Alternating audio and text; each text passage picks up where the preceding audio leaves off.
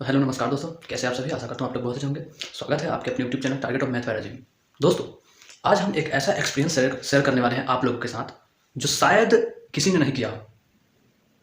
आज हम उस टॉपिक के बारे में बताने वाले हैं जो कोई भी बच्चा हो, किसी भी कंपटीशन का हो, किसी भी लेवल का हो, अगर वह एग्जाम देने जा रहा हो तो इस बातों को ध्यान में जरूर रखिएगा, क्योंकि आज जो बात मैं करने वाला हूँ वो एकदम मेहनत वाली होगी और कॉन्फिडेंस वाली होगी।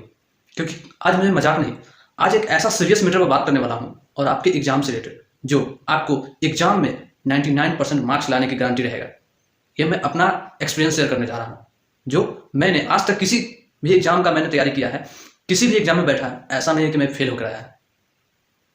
तो दोस्तों, अगर यह वीडियो पूरी देखोगे तब जाके आपको पूरा बात समझ में आएगा। नहीं तो अगर आपको इस वीडियो से कोई रिलेटेड ही नहीं है, कोई मतलब ही नहीं है, अगर आप किसी एग्जाम का तैयारी नहीं कर रहे हैं तो यह वीडियो आपके लिए नहीं है। अगर आप किसी एग्जाम का तैयारी कर रहे हैं और एग्जाम देने वाले हैं तो यह वीडियो एकदम आप ही के लिए है। दोस्तों, मैंने बहुत सारे बच्चों को देखा है कि वह जब एग्जाम का टाइम आता है ना तो वह एकदम अपने मन में घबराने लगता है कि अरे अब क्या करना है, इतना कम टाइम में हमारा सिलेबस भी कवर नहीं हो पाया, हमारा हर इंपॉर्टेंट टॉपिक छूटा हुआ है, उसको कैसे कवर करें, आखिर उसको कैसे पढ़े, कितने घंटे पढ़े जो उस पूरा टॉपिक हमारा क्लियर हो जाए। ये सब सारे बहुत सारा मन में सवाल रहता है सभी बच्चों का, चाहे वो किसी भी एग्जाम का तैयारी कर रहे हो, कि अभी हमारा एग्जाम का टाइम नजदीक आ चुका है, अब हम कैसे तैयारी करें। तो इसी सब सवाल का जवाब इस वीडियो में आपको मिलने वाला है। तो बने रहिए अंत तक और बिना स्किप किए देखिए, ताकि आपके मार्क्स में कोई भी कारण, कोई भी बाधा ना बने कि आपका मार्क्स कम है, किसी कारण बस आप किसी जॉब में सिलेक्ट ना हो पाए, किसी अच्छे स्कूल में एडमिशन ना ले पाए। तो यह वीडियो में बने रहिए और हर एक टॉपिक को मैं किस तरह से बताऊंगा कि क्या करना है, उसको फॉलो कीजिएगा। तो दोस्तों, मैं नहीं जानता हूं कि आप किस बोर्ड एग्जाम का तैयारी कर रहे हैं, लेकिन मैं एक ही बात कहना चाहूंगा, चाहे आप 10th का तैयारी कर रहे हो, 12th का तैयारी कर रहे हो, या फिर किसी भी अन्य कंपटीशन का तैयारी कर रहे हो, तो यह वीडियो आपके लिए ही है। देख के जाइए, बीच में स्किप कीजिएगा, कुछ समझ में नहीं आएगा। दोस्तों, जैसा कि मैं बता दूं कि मैं नहीं जानता हूं कि आपने अभी तक कौन कौन सा चैप्टर, कौन कौन सा टॉपिक कवर किया है या फिर नहीं किया है, लेकिन मैं इतना कहना चाह रहा हूं कि आपने जिस भी टॉपिक को कवर किया है, जिस भी क्वेश्चन, जिस भी चैप्टर को आपने कवर किया है, क्या आपको वह कंफर्म याद है? पहले इसका जवाब हमें कमेंट में दीजिए, ईमानदारी से दीजिएगा, क्योंकि आज जो हम बताने वाले हैं वो आपका भविष्य से जुड़ा हुआ बातें हैं। क्या आप अपने अंदर मन से पूछिए कि क्या आपने जो भी पढ़ा है क्या आपको कंफर्म याद है? क्या आपने, आपके टीचर ने जो भी पढ़ाया है, क्या आप उसका रिवाइज अच्छे से कर लिए? अगर आपका जवाब है हाँ तो सुनिए। दोस्तों, आपने अभी तक जो भी चैप्टर, जो भी टॉपिक को कवर किया है, जिस भी सब्जेक्ट को कवर कर लिया है, सबसे पहले उसे याद रखने की हमें अंदर से क्षमता होनी चाहिए। ठीक है? क्योंकि अगर हमारा अंतर्मन, अगर हमारा आत्मशक्ति, अगर हमारा साथ नहीं देगा तो हम कुछ भी पढ़ेंगे हमें याद नहीं हो सकता है। ये बात आपको पता होनी चाहिए।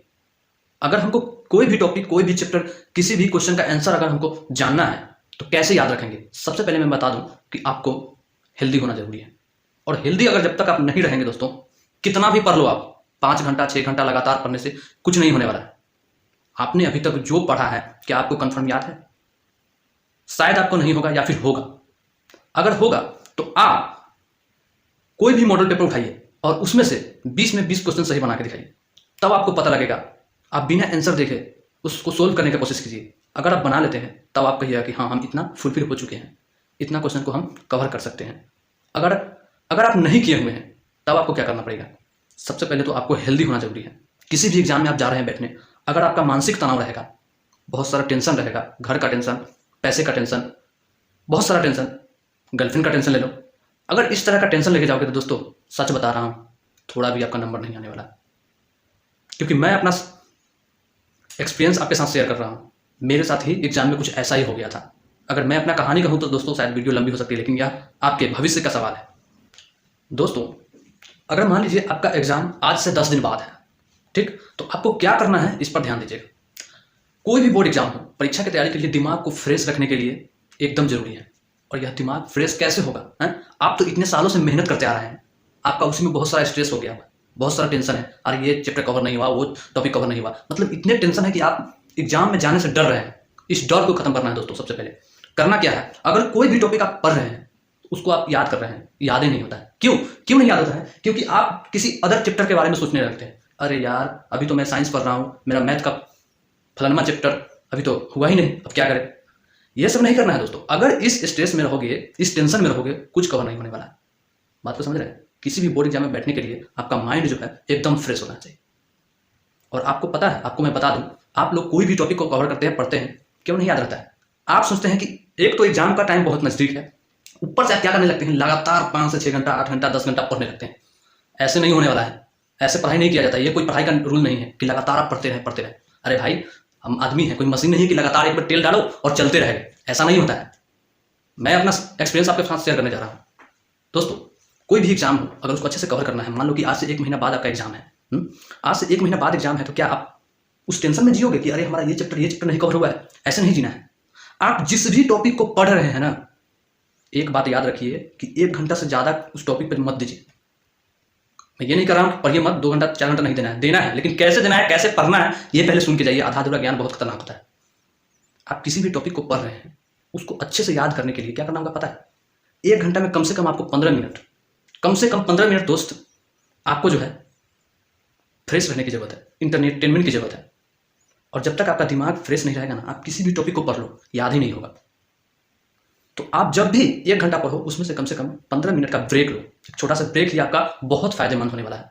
और ब्रेक के साथ क्या करना है, आपकी कोई भी मनपसंद की चीजें हो, चाहे वो खाने वाली हो या फिर खेलने वाली हो, या तो आप मोबाइल में खेलिए या फिर आप किसी बाहर जाके खेलिए, जैसे कि कोई क्रिकेट हो गया, किसी को कोई भी कुछ भी पसंद है। लेकिन आपको इतना काम तो करना ही पड़ेगा, नहीं तो होगा क्या इससे कि आप लगातार पढ़ते रहोगे और आपको वह चीज़ जो है खराब लगने लगेगा।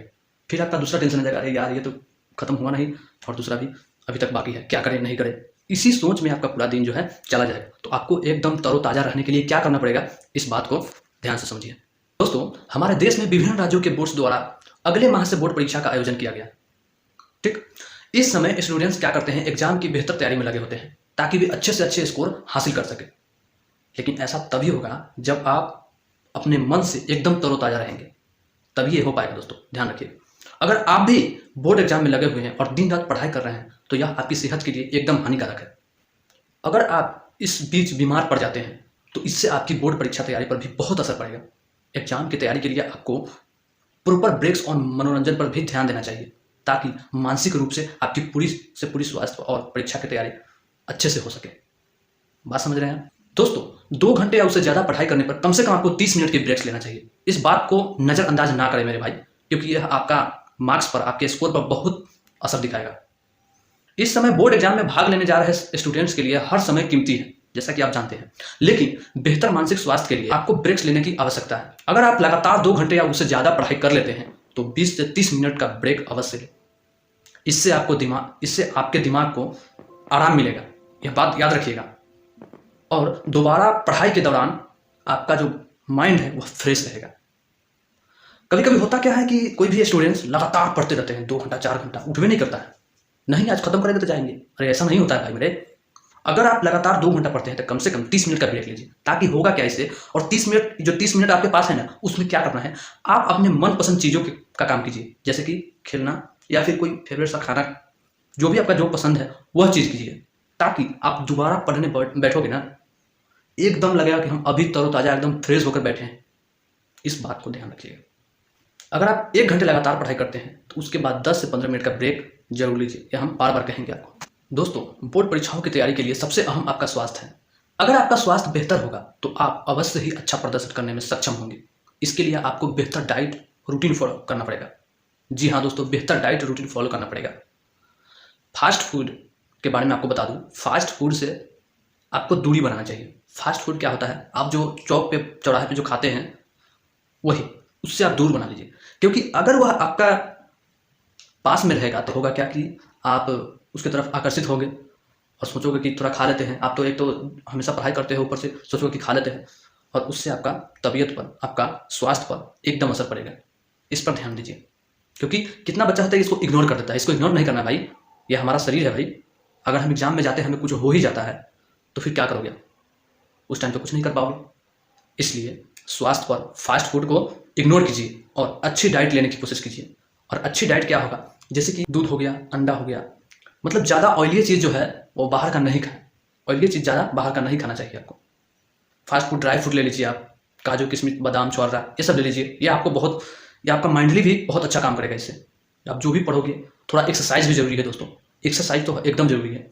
अब ऐसा नहीं है कि आप जिम की तरह एक्सरसाइज करने लगो, वैसा नहीं करना। एक्सरसाइज का मतलब है कम से कम आपका फुल बॉडी में ब्लड सर्कुलेशन एकदम नियंत्रण काम करते रहे, ताकि आपका माइंड भी किसी भी टॉपिक को फटाक से कवर करने में थोड़ा भी लेट ना करे। ठीक, तो ये जो है ये इंपॉर्टेंट बातें थी, आपको ध्यान में रखनी है और इस पर काम करना है दोस्तों। सबसे पहली बात तो था कि आप जब भी पढ़ने बैठो 2 घंटे अगर लगातार पढ़ रहे हो तो प्लीज आप 30 मिनट का ब्रेक जरूर लें। इससे आपको होगा क्या कि आप 30 मिनट के बाद अगर जाते हो फिर से पढ़ने, आप एकदम तरोताजा महसूस करोगे।